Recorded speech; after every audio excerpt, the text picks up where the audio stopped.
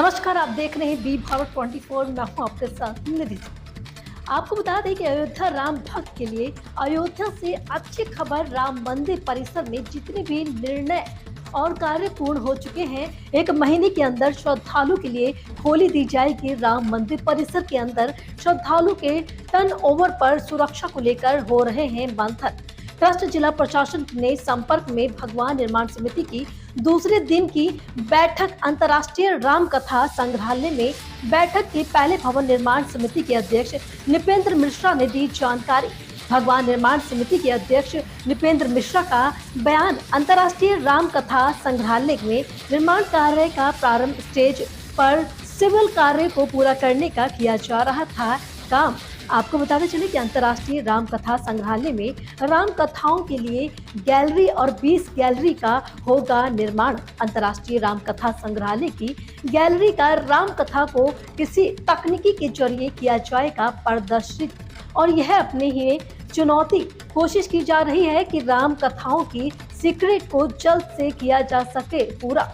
साथ ही आपको बताते चले कि पिछले 500 वर्ष से का कानूनी पक्ष राम कथा संग्रहालय के भूतल की 2 गैलरी में की जाएगी प्रदर्शित। खुदाई में मिली विशिष्ट चीजों को जो राम मंदिर की करती है पुष्टि, उन्हें भी किया जाएगा कानूनी पक्ष के साथ संग्रहालय में प्रदर्शित। आपको बताते चले कि राम जी के अंतर्राष्ट्रीय स्वरूप किन किन देशों में भगवान राम की जाती है आराधना, उसको संग्रहालय में बेसमेंट में करने जा रहे हैं डिस्क्राइब। और साथ ही आईआईटी के चेन्नई हनुमान जी पर एक गैलरी का कर रही है निर्माण। नवंबर में दिसंबर के बीच हो जाएगा पूर्ण। हमारा यह प्रयास संग्रहालय के कुछ अंश तक श्रद्धालुओं को प्रदेश के हम दे सके अनुमति। सितंबर तक के निर्माण की प्रगति का समीक्षक पर करेगा निर्भर। कथा को या तथ्यों को प्रदर्शित करेंगे, वह अपने में एक महत्वपूर्ण चुनौती है और वह कोशिश किया जा रहा है कि उसका जो स्क्रिप्ट राइटिंग है, कंटेंट है, उसको हम लोग पूरा कर सकें। एक जो प्रमुख बात है जो तय हो गई है वो यह है कि जो भी लगभग पिछले 500 वर्षों का एक कानूनी पक्ष है, उसको हम लोग जो मुख्य भूतल है या संग्रहालय का, वहाँ पर 2 गैलरी में प्रदर्शित करेंगे। और उसी के साथ साथ जो खुदाई में विशिष्ट चीज़ें ऐसी मिली जो कि कुछ तथ्यों को पुष्टि करती हैं, उन्हें भी हम वहाँ पर साथ में तो कानूनी पक्ष और खुदाई की जो वस्तुएं हैं उनको एक साथ मिलाकर हम प्रदर्शित करने जा रहे हैं। अन्य गैलरीज में जो अंतर्राष्ट्रीय प्रकृति का राम से संबंधित जो एक प्रकार से उनका अंतर्राष्ट्रीय स्वरूप था, किन किन देशों में किस प्रकार से भगवान राम की आराधना की जाती है, उसको हम लोग बेसमेंट में डिस्क्राइब करने जा रहे हैं। अब जो हनुमान जी के बारे में एक गैलरी आईआईटी चेन्नई बना रहे थे, उसकी प्रगति रिपोर्ट यह है कि वह लगभग नवंबर-दिसंबर तक पूर्ण हो जाएगी।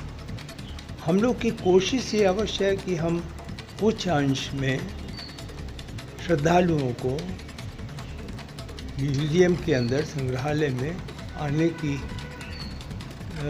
अनुमति दे सकें, लेकिन ये सब निर्भर करेगा सितंबर तक की प्रगति की समीक्षा के बाद। इसके अलावा राम मंदिर और राजा राम के दर्शन, बालक राम और राजा राम के दर्शन रामबाग से कर रहे हैं। अब कुबेर किला पर भी ऐसा कुछ प्लान बनाया जा रहा है कि दर्शन कर सकें।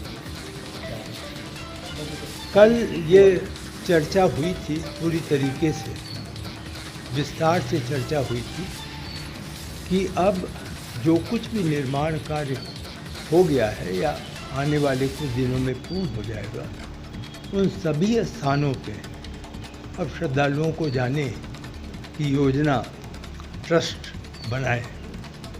न्यास के समक्ष ये विषय है, संभवतः वह 1 माह में निर्णय ले सकेंगे कि किस प्रकार, किस चरण में इन्हें खोला जाए, क्योंकि अनुमान यह है कि यदि ऐसा किया जाएगा, कल भी चर्चा में था, तो एक श्रद्धालु को लगभग 2 से 3 घंटे समय लग जाएगा।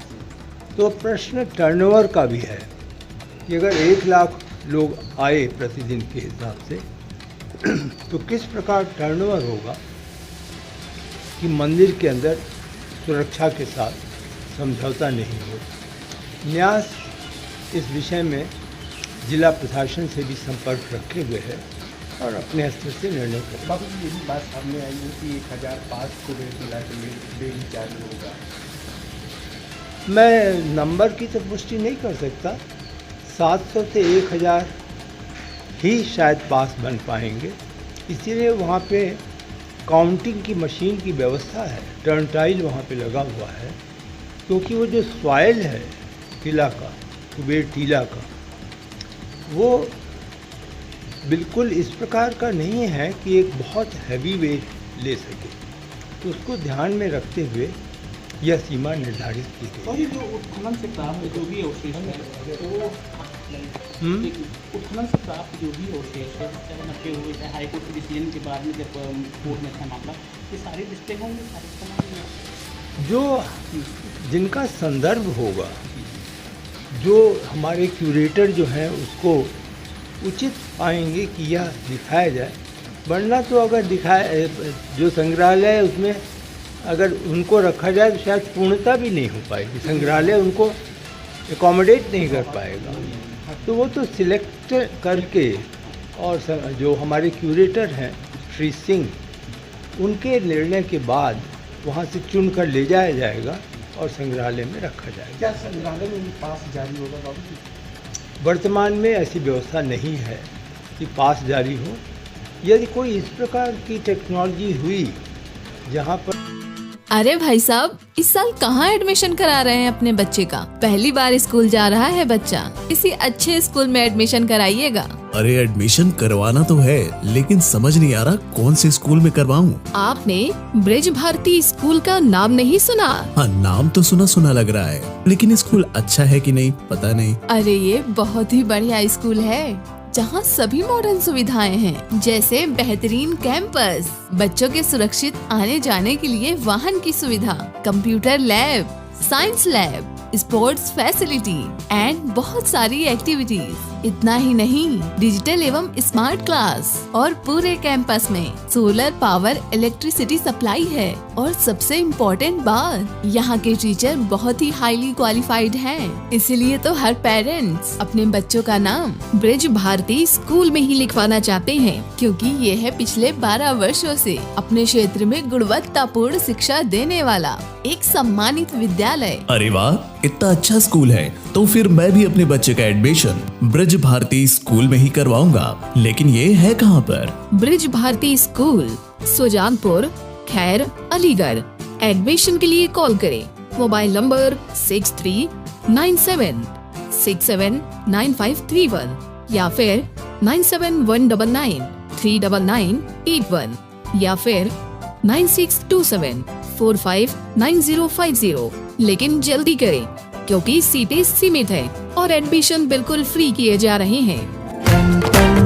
सुनो घंटी बजी स्कूल की, चलो स्कूल तुमको पुकारे।